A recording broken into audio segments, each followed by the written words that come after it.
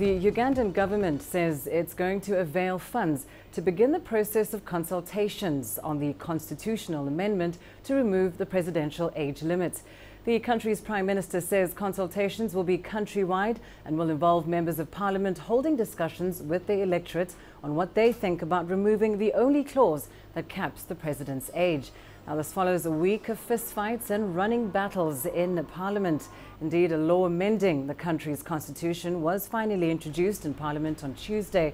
Nearly all opposition members were either barred from Parliament or stayed away in protest. Well, let's bring you the latest on this now. We're joined from Kampala by CGTN's Hilary Ayesiga. Hilary, of course, we know that Uganda's Prime Minister has been giving a presser on this controversial constitutional amendment bill. Just bring us up to speed about what's been discussed with the media. Yeah, the Prime Minister has he says the government distances itself first on the attacks against opposition lawmakers. There were grenades which were hurled against in the homes of opposition lawmakers, and so the Prime Minister came out categorically to state that the government is not responsible for what is going on, and they will be going on with consultations in the public. What he says now more that is that they are going to, police is investigating this matter and they'll bring the culprits to book. And of course, as we know, many opposition members were absent from Parliament yesterday. What implication does this have on the parliamentary process going forward? Just talk us through what could or what needs to happen before this potentially becomes law. What happens that the bill has been sent to the Legal and the Parliamentary Affairs Committee. At this stage that the committee will receive submissions from the public, that will be the civil society, human rights group, religious groups, and the entire public. They will come in and submit their views. From this stage, they will compile a report, and from this stage, the bill will be taken back to Parliament for the second reading. And for the second reading, here at this stage, it will require the 2/3 majority. That's around 291 votes, considering the size of Parliament now. And from that, the bill will be taken again back to the Committee of the Whole House. The Committee of the Whole House will scrutinize the bill clause by clause, and with the support of 291 votes, the bill will then be sent to the President to be assented to be enacted into law. And what I can add here is that the bill is likely to sail through because the ruling party has the majority in the House. All right, we'll certainly keep our eyes on that situation, but indeed it seems like still quite a way to go before it becomes law. And as we heard there from Hilary Ayesiga, some concerns over attacks on opposition lawmakers. We understand that grenades have been hurled at 3 members of Parliament's houses, causing some damage. However, no injuries were reported. This comes as a fierce debate continues to rage around the country over amending the Constitution to remove the cap on the president's age limit. Here's more from Hilary Ayesiga. Remnants of explosive devices and broken glass litter this property, the home of popular artist and opposition lawmaker Robert Kyagulanyi, also known as Bobi Wine. And it's not the only home attacked. 2 other residences belonging to opposition lawmakers were bombed in the early hours of Tuesday. Police say they are investigating the incidents. There is a car which has been identified, which whoever was behind this was using. And we are already following up that line of inquiry, establish the motive and who is behind this.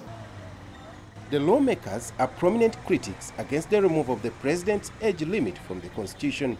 I've always told them that no amount of threats is going to change my resolve to stand in defense of the Constitution. As the debate on the presidential age limit rages on, the proponents of the bill are moving fast to amend the law in Parliament. Opposition lawmakers have taken the campaign to the street, which puts them in direct conflict with police. A week ago, there was a scuffle in Parliament when the ruling party moved a motion to amend the Constitution to remove the age limit clause. Several members of parliament were suspended after a brawl with security officials.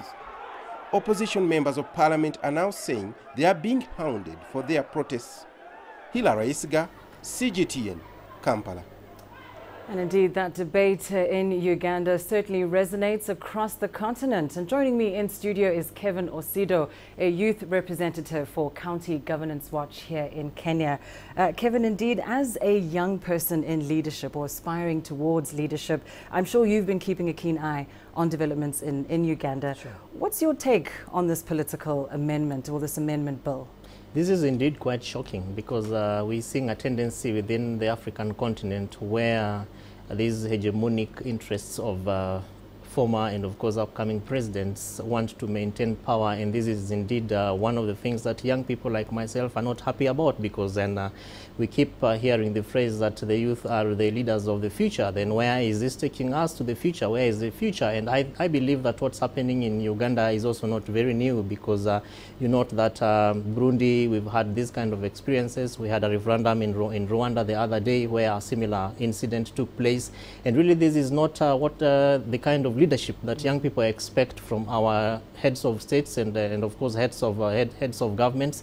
And what the young people like myself are saying is that we need to expand this democratic space and of course respect certain principles of democracy. And one of these is that you have to go through elections, and when you're voted in back to office, you remain and stay in power, and if you're voted out, then of course you allow the next person who's been given the opportunity by the electorate to govern. And indeed, Kevin, as you say, you know, the young people are supposed to be the leaders of the future. They're not given an opportunity to do so. When you see someone like Museveni fighting to stay in power beyond the 3 decades he's already been in power for, what do you see as the impact of that, not only on youth leadership, but on development in Africa?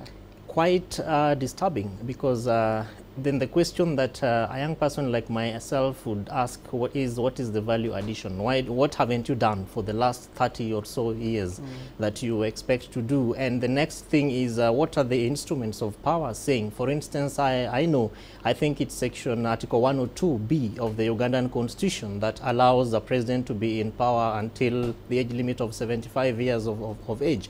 And if you look at the point at which, say, for instance, President Museveni came into power, what age was he, and how youthful was he then, and how does he compare that generation with the generation that is currently leading, and of course the kind of future that he wants to give to Africans and particularly to Ugandans. So I think that of course development also does not take place in a vacuum, and you need everyone. It has to be inclusive, and young people feel that we are left out of this, because then the leadership and the people who are in power more or less make decisions without necessarily consulting the youth, which I think in my view is not very right, because again, for development to take place, you need the human resource, you need the manpower, and you need plans which are going to be futuristic, and this future actually relies and is quite dependent on the young people that are supposed to be built from this particular time. And indeed, I mean, on one hand you have, you know, leadership inspiring young people to get into positions of power, but on the other hand, current leadership is the obstacle to young people getting into power. What then do you think are some of the key lessons that can be learned from the Ugandan example for progressive African states? If African governments, and especially presidents and heads of states and governments, do not take youth leadership into serious cognizance of what they are doing to be able to not only influence the contexts within which they are ruling or leading, but also give space and opportunities for the youth, then we will be seeing a number of young people joining violent extremist groups, which is not what I think many of these heads of states want to do. Because yes, these are wars that are taking place in parliament, and my friends in Uganda tell me that right now the parliament of Uganda is surrounded by military. But as that militarization is taking place, then the youth will also be asking themselves, how do we guard ourselves? And if given opportunities for arming, and of course these extremist groups who want to take advantage of this kind of lacuna or this kind of space, then this is indeed going to be one of those opportunities that they are going to take advantage of. And as a young person, it therefore becomes difficult even to look at mentorship processes, you know, because we have lots of these in mentorship and training institutions in the world, and of course in Africa as well, that are more or less looking at youth leadership and democratic principles. But if you look at the progress that we are making, it's more or less like we are making 4 steps forwards and then 2.5 backwards, because then the greater chunk of the people who need to take government to account and also be included in development are more or less left out. So then it becomes very difficult even to assess progress insofar as leadership and governance is concerned. And I think that Africa is one of those examples that need to take lead insofar as just obeying the rules. When it says 75 years of age, you have 2 terms,